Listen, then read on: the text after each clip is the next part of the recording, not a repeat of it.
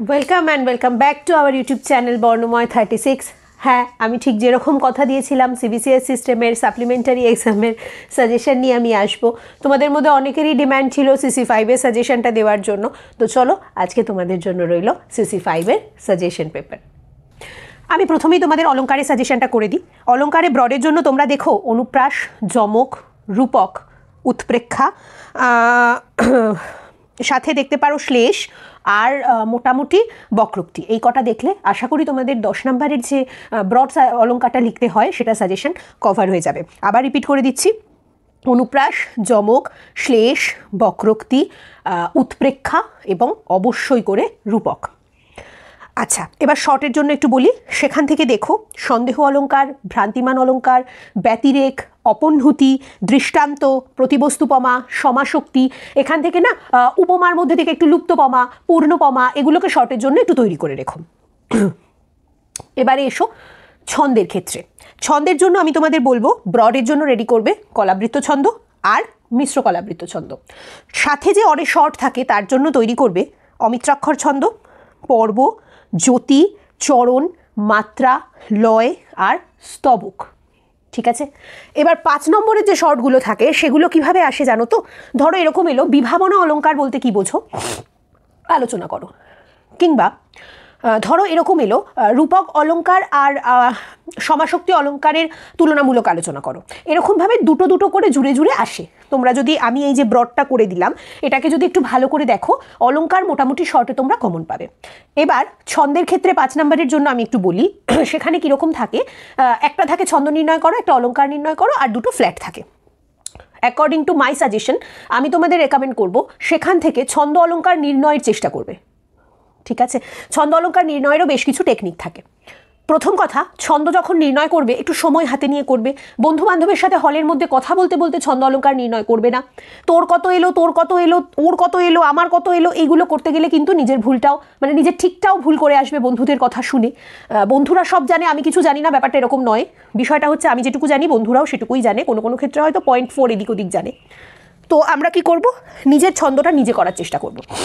তোমাদের আমি একটু বলে দিই, সবার প্রথমে দলবৃত্তে ফেলবে, কেননা দলবৃত্তের মাত্রা গণনা রীতি সব থেকে সহজ, রুদ্ধমুক্ত নির্বিশেষে একমাত্রা। যদি দেখলে দলবৃত্তে হলো না, কলাবৃত্তে ফেললে। হ্যাঁ, এবং সেগুলো কিন্তু মনে মনে ফেলবে, খাতার মধ্যে কাটাকুটি করে নোংরা করবে না, ফেলবে।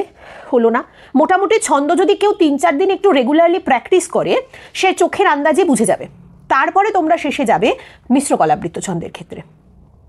বোঝা গেল? এইভাবে করে ছন্দটাকে তোমরা নির্ণয় করবে। আর অলঙ্কার নির্ণয় সে তো দারুণ ব্যাপার, মানে আমার ভীষণ ভালো লাগে।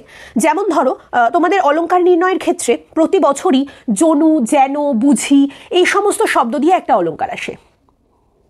ঠিক আছে, কিংবা ধরো উপমেয়কে অপন্নূব অর্থাৎ গোপন করে উপমানকে প্রতিষ্ঠা করা হয়, একটা অলঙ্কার আসে। আবার ধরো পূর্ণপমা অলঙ্কার আসে, ব্যতিরেক অলঙ্কার আসে, সন্দেহ অলঙ্কার আসে। একটুখানি 2-4 বছরের আগের কোশ্চেনগুলোকে ঝালাই করতে থাকো, নিজেরাই বুঝতে পারবে কি আসতে পারে কি আসতে পারে না, বা উদাহরণগুলো ঠিক কীরকমভাবে আসে। মাথা ঠান্ডা রেখে করবে, একটু ভালো করে বুঝে বুঝে করবে। বন্ধু বান্ধবের কাছে বারবার বলছি ছন্দের মাত্রা কত এলো, এটা কত ভাঙলি, ওটা কত ভাঙলি করবে না, বারবার বলছি করবে না, মানে সামনে বসে বোঝাতে বোঝাতে তো তুইটা বেরিয়ে আসে। যাই হোক, করো না এগুলো। আরেকটা কাজ করবে, সেটা হচ্ছে ছন্দটা ফার্স্টে পেন্সিল দিয়ে করার চেষ্টা করবে। ঠিক আছে, এবং ছন্দ নির্ণয় মোটামুটি হয়ে গেলে সেটা পেনে করে দেবে। আর নিচে ডিটেলটা কিন্তু অবশ্যই লিখে দিও, মাত্রা গণনাটা পাশে পাশে পাশে পাশে লিখো। ছন্দ নির্ণয়ের ক্ষেত্রে তোমাদের আরেকটা ছন্দের কথা আমি বলে যাই, সেটা যদি একটু হাতে ধরে প্র্যাকটিস করতে পারো সেখান থেকে একটা ছন্দ কমন আসে, সেটা হচ্ছে প্রত্ন কলাবৃত্ত ছন্দ। প্রত্ন কলাবৃত্ত ছন্দটা ঠিক কীরকম, একটু এক্সেপশনাল হয়। যেমন ধরো কণ্টক গাড়ি কমল সম পদতল মঞ্জির চিরহি ঝাঁপি, এই পদটা আমরা সকলেই পদটির সাথে পরিচিত, অভিসার পর্যায়ের একটি পদ। তো এই পদটা যখন আমরা ছন্দতে ভাঙবো প্রত্নকলাবৃত্তে, কিভাবে ভাঙবো দেখো, কণ্টক গা আরি কমল সম পদতল, গা আরি একটা ধরে নিয়েছি আমরা, হ্যাঁ, মঞ্জির চিরহি ঝা আ পি ই, গা গরি বাড়ি ঢা আরি করি পি ই ছলো। বুঝতে পারছো আমার উচ্চারণগুলো? আশা করি বুঝতে পারছো। চলো তোহি অঙ্গুলি চা আ পি ই, এই যে আ ই, এই এক্সট্রা এডিশনগুলো, এগুলোকে বলা হয় প্রত্নকলাবৃত্ত ছন্দ। ঠিক আছে, মাত্রা বেশিরভাগ ক্ষেত্রে 8-8, 8-4 আসে, 7-7, 7-4-এও আসে। ঠিক আছে, তো এই ব্যাপারগুলোকে একটু প্র্যাকটিস করো তোমরা। আর প্রত্নকলাবৃত ছন্দের মধ্যে প্রত্নকলাবৃত ছন্দের মধ্যে বেশিরভাগ দেখবে একটু বৈষ্ণব পদাবলী ঘেঁষা জিনিসগুলো তোমরা পাবে তার মধ্যে। যেমন আরও একটা তোমাদের আমি বলবো, বার করে রেখেছিলাম তোমাদেরই বলবো বলে, দাঁড়াও। কত চতুরা নন মরি মরি যাও তো নতুয়া আদি অবসানা, কত চতুরা আ নন মরি মরি যা আও তো, এই যে উচ্চারণগুলো এগুলো প্রত্নকলাবৃত ছন্দের উদাহরণ গেল। এগুলোর থেকে একটা কমন তোমাদের আসে প্রতিবার পরীক্ষায়। বেশ, এবারে মিশ্র কলাবৃত ছন্দের ক্ষেত্রে দুটো জিনিস থাকে, একটা পয়ার একটা মহাপয়ার। পয়ার হয় সম্ভবত 8-6, সম্ভবত নয় সম্ভাব্য এবং সুনিশ্চিত। পয়ারের মাত্রা 8+6, দুটো লাইনই 8-8-6, এবং মহাপয়ার হচ্ছে 8-10। এগুলো একটু মাথায় রাখবে।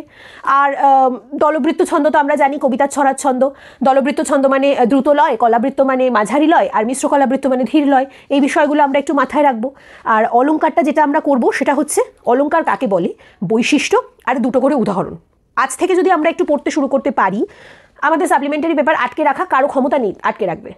কি করব, আজ থেকে অলঙ্কার, স্পেশালি অলঙ্কার ছন্দ, কালকে রবিবার তো, কালকে হাফবেলা ছন্দ নিয়ে বস, ছন্দ তৈরি হয়ে যাবে। ছন্দের জন্য ব্রেন লাগে আর একটা চার্ট করতে হবে, কোন ছন্দের মাত্রা গণনা রীতি কত, এইটুকু করে ফেলবো। আর অলঙ্কারের জন্য কি করব, সংজ্ঞার থেকেই রেডি হয়ে আসবে আমার বৈশিষ্ট্য, আর তার থেকে দুটো করে উদাহরণ। এইটুকু যদি আমি রেডি করতে পারি, ছন্দ অলঙ্কার যদি মুখস্থ করতে পারি, তারপরে আমি বসবো কি নিয়ে না, প্রিভিয়াস ইয়ারের কোশ্চেন পেপারগুলো নিয়ে, যেখানে ছন্দ অলঙ্কারটা মোটামুটি ব্যাখ্যা করা রয়েছে। ক্ষুধার রাজ্যে পৃথিবী গদ্যময়, পূর্ণিমা চাঁদ যেন ঝলসানো রুটি, বাচ্যপ্রেক্ষা অলঙ্কার, জনু যেন বুঝি ইত্যাদি শব্দের প্রয়োগে বাচ্যপ্রেক্ষা অলঙ্কার হয়। সম্ভবত এগুলো একটা করে থাকেই, প্রতি বছরই থাকে।